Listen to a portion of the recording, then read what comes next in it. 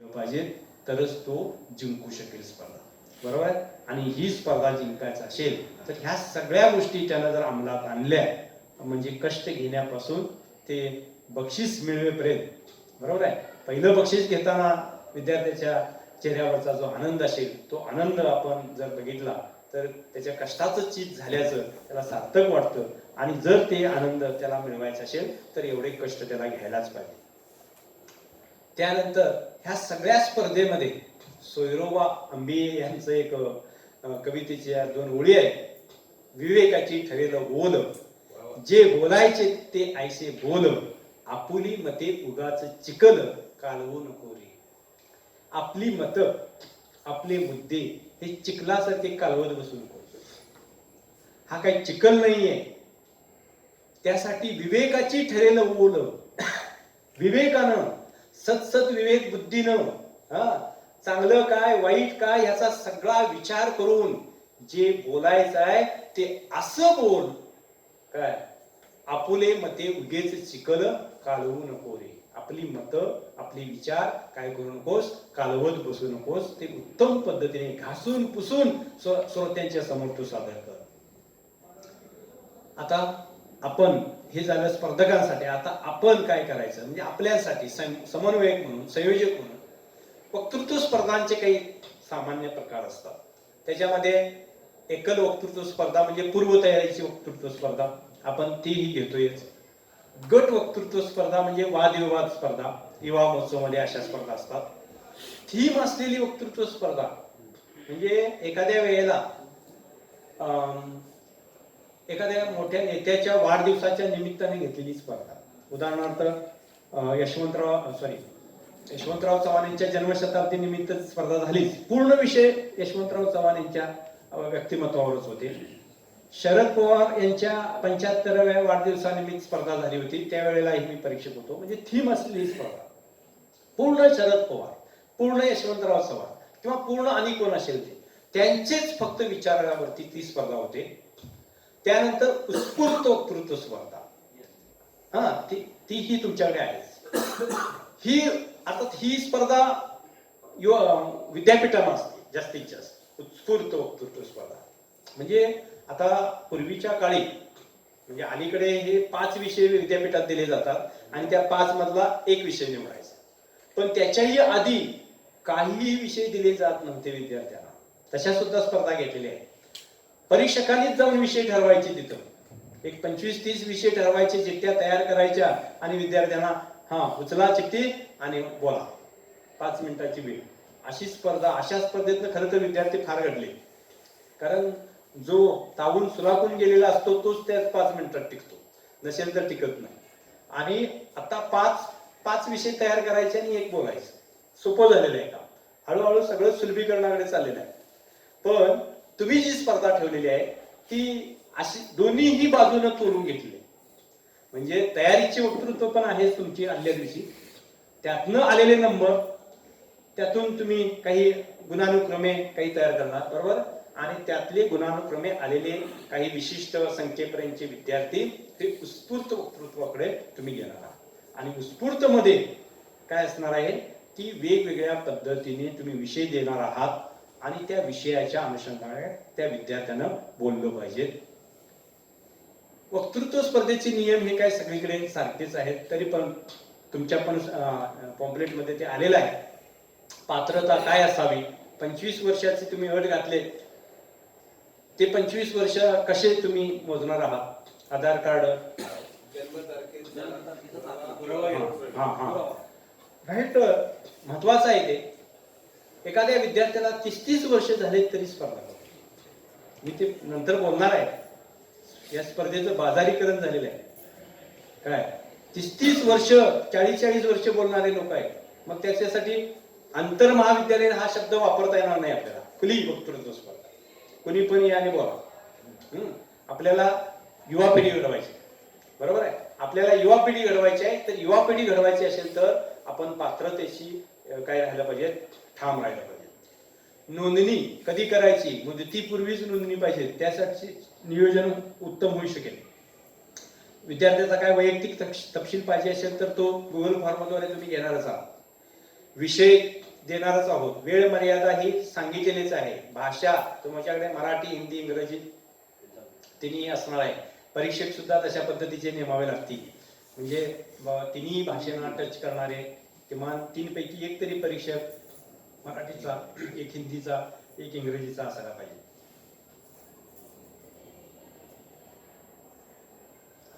त्यानंतर साहित्यिक चोरी, दुसऱ्याचे विचार आपलेच म्हणून घुसडणे हा बौद्धिक संपदा कायद्यानं गुन्हा आहे.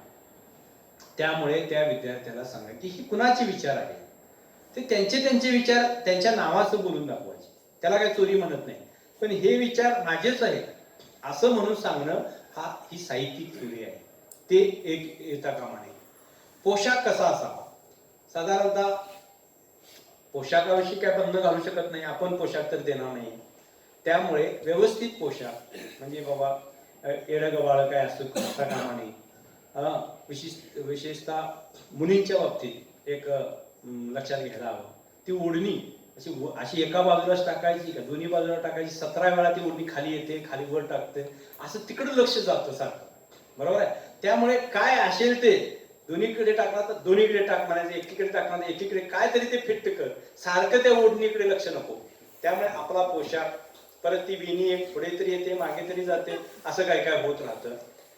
अनावश्यक गोष्टी, कारण का आपल्याकडे हजारो प्रेक्षकांच्या नजरा असणार आहे आणि त्यामुळे आपण व्यवस्थित असलं पाहिजे, व्यवस्थित आपण दिसलं पाहिजे आणि आपले विचार मांडले पाहिजेत. आपल्या फक्त विचाराकडे लक्ष केंद्रित लोकांनी करावं, एवढा उद्देश असावा.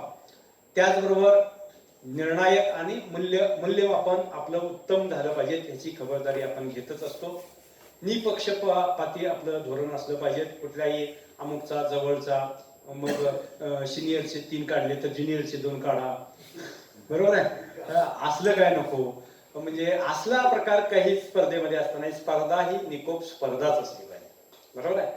त्याचबरोबर पारितोषिक तर तुम्ही उत्तम 25,000चं पारितोषिक देता, त्यामुळे उत्तमच पारितोषिक आहे.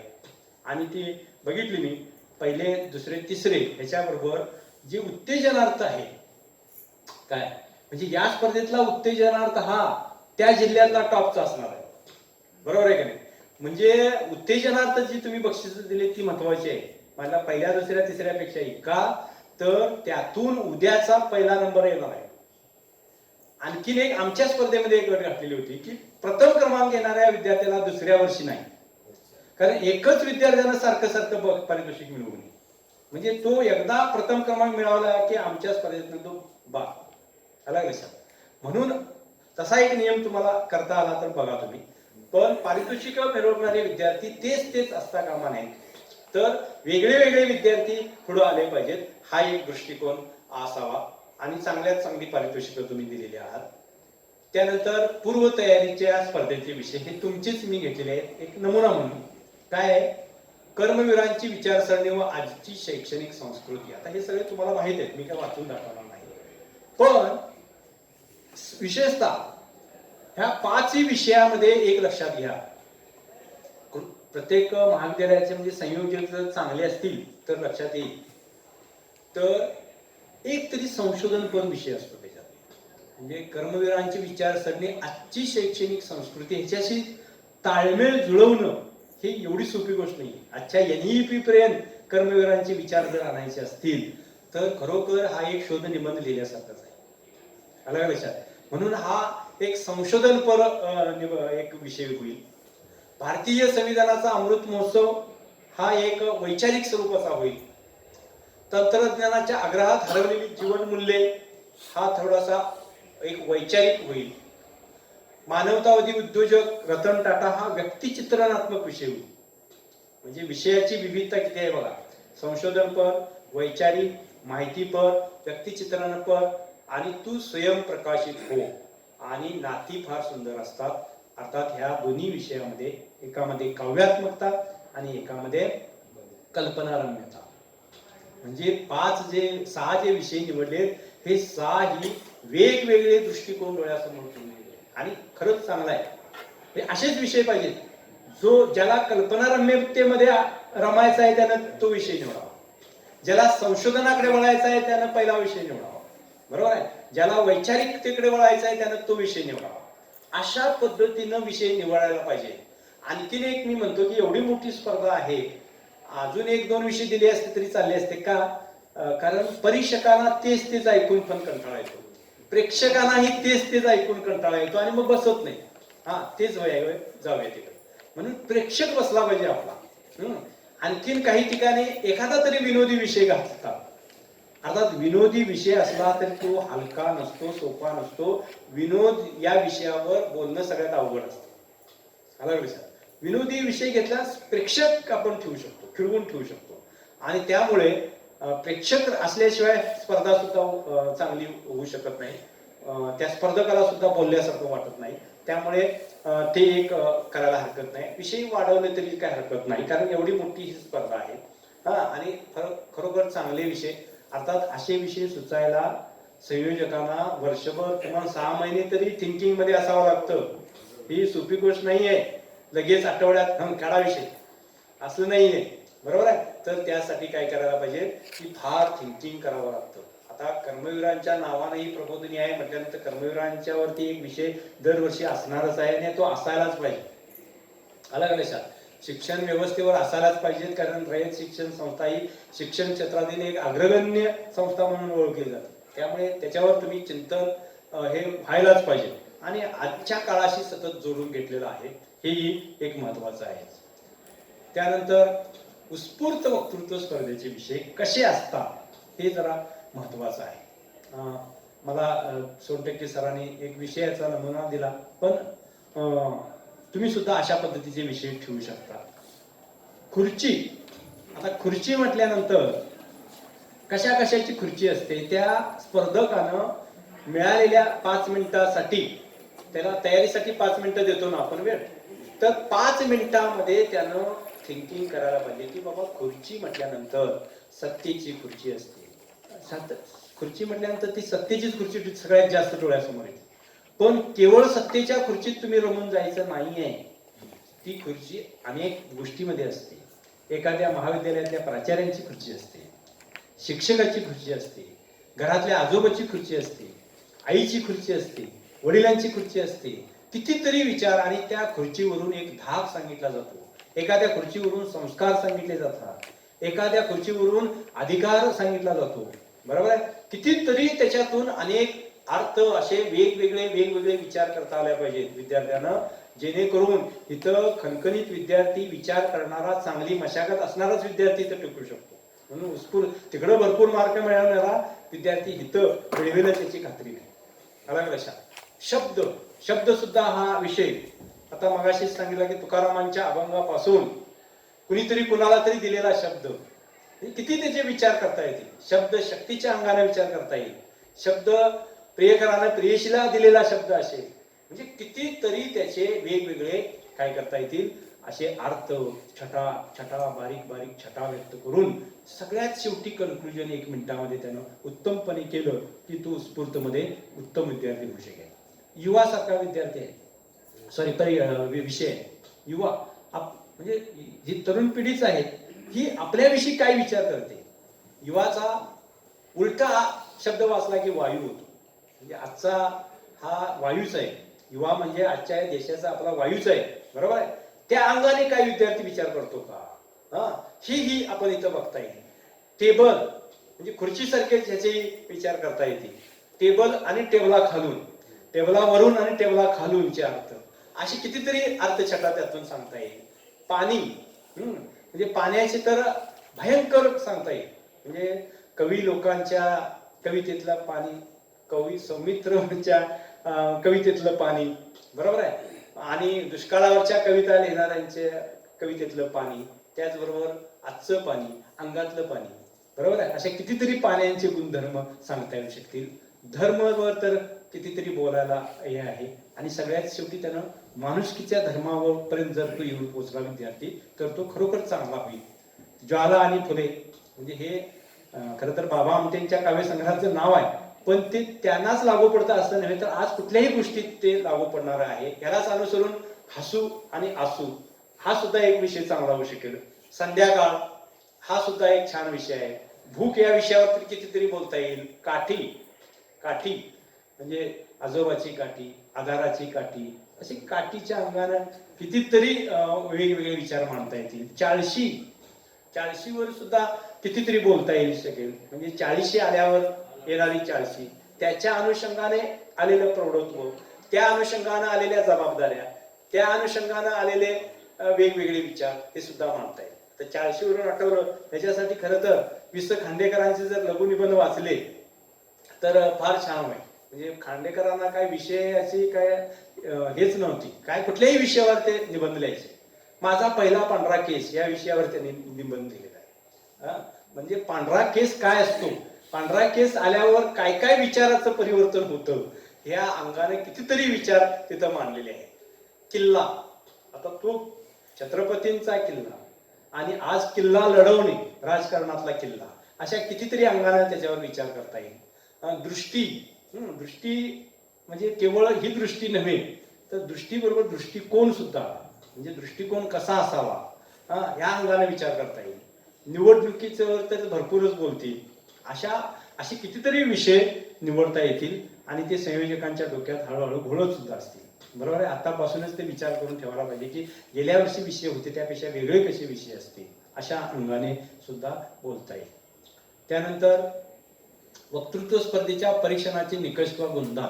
आता आमच्या स्पर्धेचे हे आहेत, तुमच्याकडे वेगळे असू शकतील, पण व्यक्तिमत्व, प्रभाव आणि भाषणाचा प्रारंभ याच्यासाठी 20 गुण आहेत. विषयाची मांडणी, श्रोत्यावरील परिणाम 20 गुण. विषय ज्ञान, भाषा शैली यासाठी 20 गुण. अभिव्यक्ती आणि हावभाव यासाठी 20 गुण.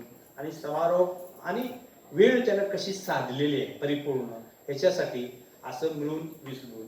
अशा पद्धतीने हे एकंदरीत 100 गुणांचा एका परीक्षकाचा हा तक्ता असेल.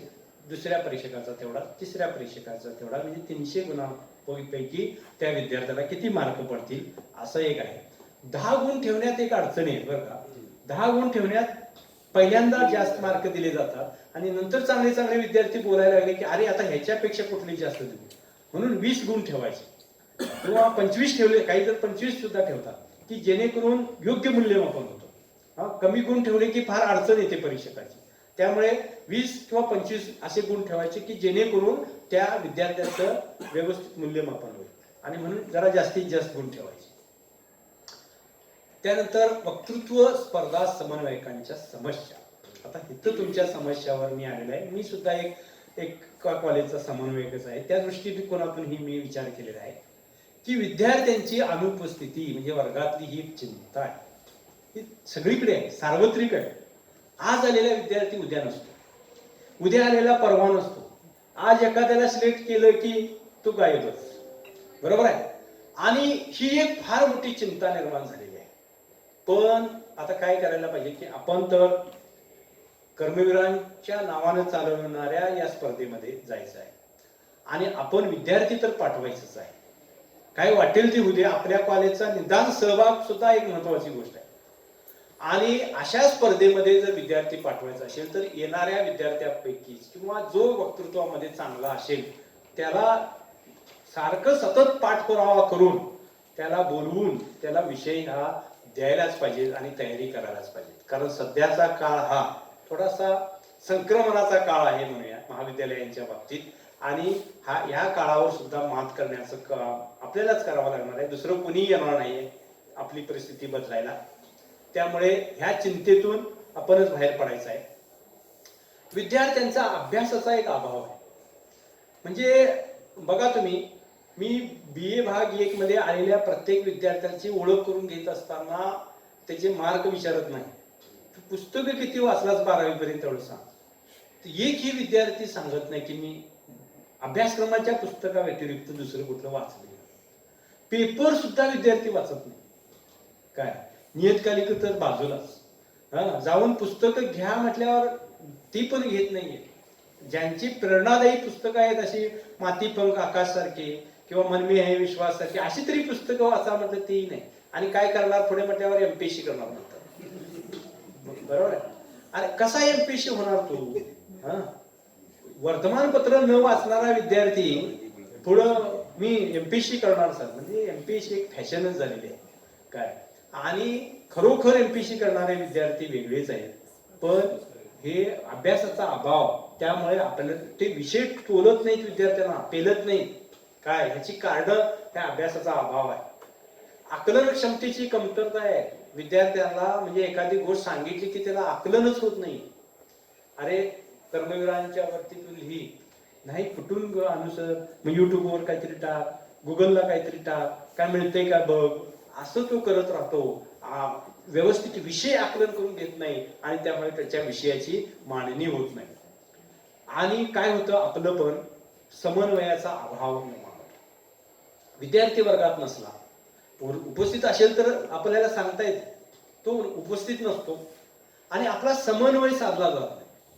बरोबर आहे. वक्तृत्व स्पर्धेमध्ये येणारा विद्यार्थी आणि आपण त्याच्यामध्ये समन्वय राहत नाही.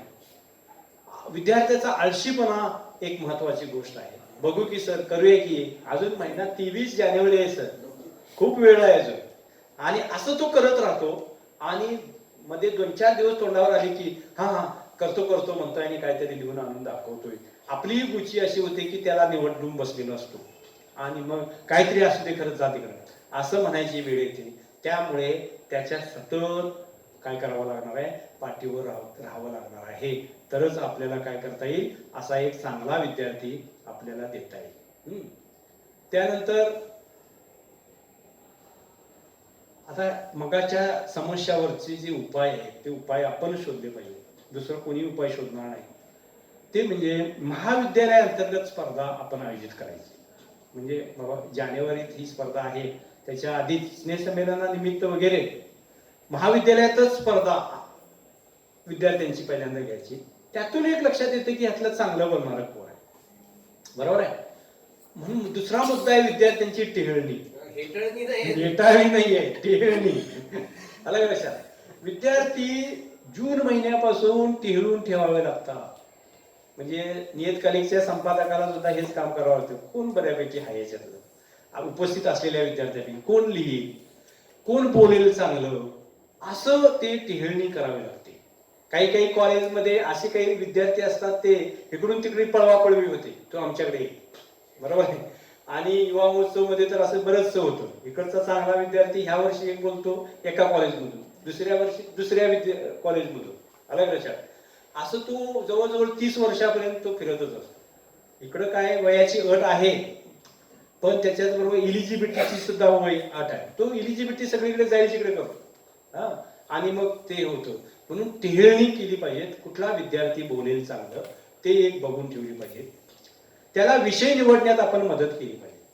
बरोबर आहे की बाबा कुठला विषय घेतोस, हा ह्या विषयावरती ही पुस्तकं आहे, माझ्याकडचे हे रेफरन्स आहे, हे तू वाच, त्याच्यातनं तू सारांश रूपानं भाषण तयार कर. आपण लिहून द्यायचं नाही, पण सारांश रूपानं तू काढ, हे त्याला सांगितलं पाहिजे, त्याला मदत केली पाहिजे. आणि महत्वाचं म्हणजे विषयाची चौकट किंवा दिशा ठरवण्यासाठी मार्गदर्शन करायला पाहिजे. बऱ्याचशा वेळेला त्याच्यावर सोपून आपण रिकामी होतो, त्याला लिहून आण म्हणतो आणि तो गुगल मधलं जसंच्या तसं कधी कधी लिहून आणतो. आपल्याला वाटतं हे आणलंय पोरानं, चला मग पाठ झालं काय विचारतो आणि मग म्हण म्हणतो, तो म्हणून दाखवतो, विषय संपतो. पण ज्या वेळेला तो विद्यार्थी परीक्षकांकडे येतो त्यावेळेला अरे ह्याने गुगल स्क्रिप्ट वापरलेली आहे, बरोबर आहे, किंवा त्यानं कुठले तरी दुसरेच असे वापरलेले आहेत, असं होत जातं. चुकीचे संदर्भ येत जातात आणि त्यावेळेला कुठल्या कॉलेजचा विद्यार्थी आहे तो असं म्हणण्याची वेळ येते. मग ती सगळी आपल्यावरती जबाबदारी येऊन ठेवते. त्यामुळे विषय चौकट काय आहे, ते विषयाची दिशा आपल्याला कुणीकडून कुणीकडे न्यायची आहे, हे एक चौकट आपल्या डोक्यात फिक्स पाहिजेत. मग ती विद्यार्थ्याला पटवून सांगितली पाहिजेत आणि मग विद्यार्थ्यानं त्या पद्धतीनं आपलं भाषण लिहून काढलं पाहिजे. त्यानंतर संदर्भ साहित्य पुरवणे, हेच सांगितलं की त्याला जे जे संदर्भ साहित्य लागणार आहे ग्रंथालयातनं आपल्या नावावरून द्या किंवा ग्रंथपालांना सांगा ह्याला जादाचं काय लागलं तरी दे, पण त्याला अधिक संदर्भ साहित्य पुरवलं पाहिजे. सततचा पाठपुरावा त्याचा केला पाहिजे. एक दिवस सांगून 2 दिवस सांगून नाही, त्याचा फोन नंबरच घ्यायचा, त्याला व्हॉट्सअपच त्याचा नंबर घ्यायचा आणि त्याला जे जे काही संदर्भ आपल्याला मिळतील, काय काय माहिती कुठून कुठून मिळेल ती सतत त्याला पाठवत राहायला पाहिजे. तरच तो काय करेल की तो आपल्याला जरा प्रतिसाद देईल. आधुनिक तंत्राचा वापर. आता हा आधुनिक तंत्राचा वापर का म्हटलंय, कारण बऱ्याचशा वेळेला विद्यार्थी आपले येत नाही, आणि सराव करून घ्यायचं राहून जातं. मग त्यासाठी गुगल मीटचा वापर करायचा. त्याला म्हणायचं लाव फोन, आपण घरी गेल्यानंतर रात्री वगैरे कुठले वेळ मिळेल त्या वेळेला तू गुगल मीट वरती तयार हो आणि मला तू काय कर की लिंक पाठव किंवा मी पाठवतो, तू जॉईन हो आणि ताबडतोब तुझं भाषण म्हणून दे. कारण तो वर्गातच येईल, कॉलेजमध्येच येईल, तेव्हाच मी घेणार असं म्हटलं तर सापडणं अवघड आहे. त्यामुळे ह्या आधुनिक तंत्राचा वापर करून त्याला आपल्या समोर घेऊन त्याला जास्तीत जास्त त्याचा सराव करून घेणं ही आपली जबाबदारी आहे. भाषणाचा सातत्याने सराव त्याचा करून घेतला पाहिजे. आणि सगळ्यात महत्वाचं म्हणजे विद्यार्थ्याचं मानसशास्त्र ओळखता आलं पाहिजे.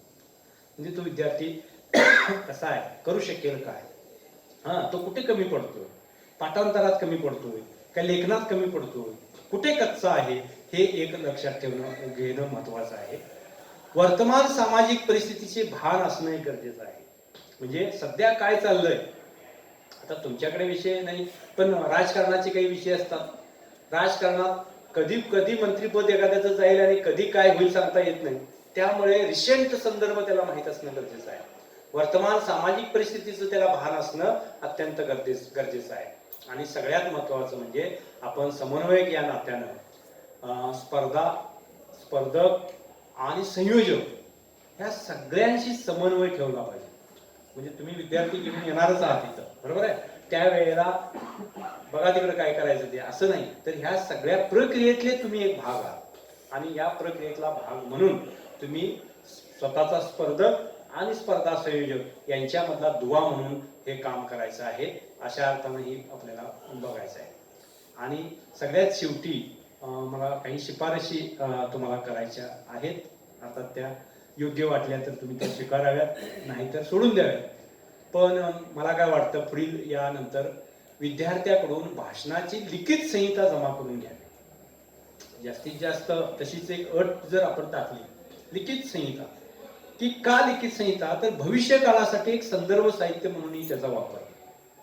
आता कर्मवीर अण्णांच्या विषयी जर काय वेगळे मुद्दे एखाद्या विद्यार्थ्याच्या बोलण्यातून आले, त्याच्या स्क्रिप्ट मधनं काय आले, तर ते पुढच्या काळासाठी म्हणून वापरता येतील ना. त्यामुळे एक लिखित संहिता त्याची घ्यायची की याच्या वेळेलाच नाव नोंदणीच्या वेळेला आणि त्यावेळेला ती संग्रहित करायची. भविष्यकाळात चांगली भाषणं जरी ती मी प्रकाशित केला संस्थेच्या वतीने तरी सुद्धा काही हरकत नाही. म्हणजे विद्यार्थी कसे पाहतात या विषयांकडे म्हणून, कसे पाहतात या स्पर्धेकडे म्हणून, तर ते एक करता येऊ शकेल. वक्तृत्व स्पर्धेचे बाजारीकरण थांबवण्याचा एक प्रयत्न व्हायला पाहिजे. फार बाजारीकरण होत चालले आहे. म्हणजे हिथं गाजलेले विद्यार्थी पुढे ते राजकीय व्यासपीठावरती दिसतात अलग लक्षात. म्हणून पुढचं मी एक म्हटलेलं आहे, वक्ता हा कोणाचा प्रवक्ता होऊ नये. म्हणजे मला अनेक माझे सुद्धा विद्यार्थी असे की कुठल्या तरी आमदारकीच्या निवडणुकीला, खासदारकीच्या निवडणुकीला तिथं जाऊन प्रेक्षक गोळा करण्याचं काम किंवा ते मुख्य नेते येईपर्यंत खिंड लढवण्याची कामं करतात. अर्थात त्याच्यामध्ये त्यांना पैसे मिळतात, पण हे कितपत योग्य आहे. आपण तयार केलेला विद्यार्थी कुठल्या तरी एका विचारसरणीच्या दावणीला बांधायचा का, ह्याबाबत एक पुढचं पाऊल म्हणून एक आपण विचार करणं गरजेचं आहे. आणि आपणच आता स्पर्धकांना करिअर मिळवून देण्यासाठी एक पुढची पायरी उचलली पाहिजे. म्हणजे नॅकमध्ये हे आहे तुमच्याकडे, पण ह्याचं काय, तर वक्तृत्व स्पर्धेतल्या स्पर्धकांना निवेदनाच्या चांगल्या नोकऱ्या मिळू शकतात, रेडिओ मध्ये मिळू शकतं, दूरदर्शन मध्ये मिळू शकतात, चॅनेलसाठी ते उपयोगी होऊ शकतात. त्याचबरोबर त्यांना सोशल मीडियाचा जर चांगला वापर करता आला तर स्वतःची चॅनेल सुद्धा ते तयार करू शकतात, इथपर्यंत ते झेप मारू शकतात. म्हणजे निव्वळ स्पर्धा केली आणि विषय संपला असं नव्हे, तर त्या विद्यार्थ्यांना पुढचं गायडन्स हे आपण आपल्या स्पर्धेमधून थोडंसं करायला काय हरकत नाही. म्हणजे समारोपाच्या वेळेला वगैरे की करिअर किंवा एखादा तोच ग्रुप, व्हॉट्सअप ग्रुप तयार करून की कुठल्या करिअरच्या संधी त्यांच्यासाठी उपलब्ध आहेत हे सुद्धा ऑनलाईन वगैरे त्यांना आपण सांगू शकतो. अशा अनेक क्षेत्रामधल्या संधी नियोजकांना असतात, माहीत असतात, त्या आपण त्यांच्यापर्यंत पोहोचवूया. किंवा आपल्याला ते शक्य नसलं तरी त्यांच्यापर्यंत ती माहिती तरी पोहोचवूया असं मला वाटतं. आणि शेवटी हे सारस्वताचे गोड तुम्ही लाविले जी झाड तरी आता अवधानामध्ये वाढ शिंपून तिची. म्हणजे तुम्हीच हे लावलेलं झाड आहे, हे किती वाढवायचं, काय मध्येच त्याचा शेंडा खुडून टाकायचा, हे आता तुम्हीच ठरवायचं आहे. बरोबर आहे? तुमचीच ही प्रबोधिनी आहे, आपलेच विद्यार्थी आहेत आणि हा एक फार मोठं एक काम आपण करतो आहोत. एक समाजाला एक चांगले वक्ते देण्याचं आपण काम करतो आहोत. ह्या कार्यामध्ये आपल्या सर्वांचा सहभाग हा एक सकारात्मक असला पाहिजे. केवळ प्राचार्यांनी सांगितलं, एक जबाबदारी दिली तिकडे करून पार टाकूया अशा अर्थाने नको, तर त्याच्यातला जिव्हाळा निर्माण झाला पाहिजे. या जिव्हाळ्याच्या अंगानं ह्या क्षेत्रामध्ये आपण सगळ्यांनी काम करूया असं मला वाटतं. आणि आपण ऐकून घेतला त्याबद्दल मी तुमचे सर्वांचे आभार मानतो आणि थांबतो. धन्यवाद सर. यानंतर या सत्रातील आभार मानण्यासाठी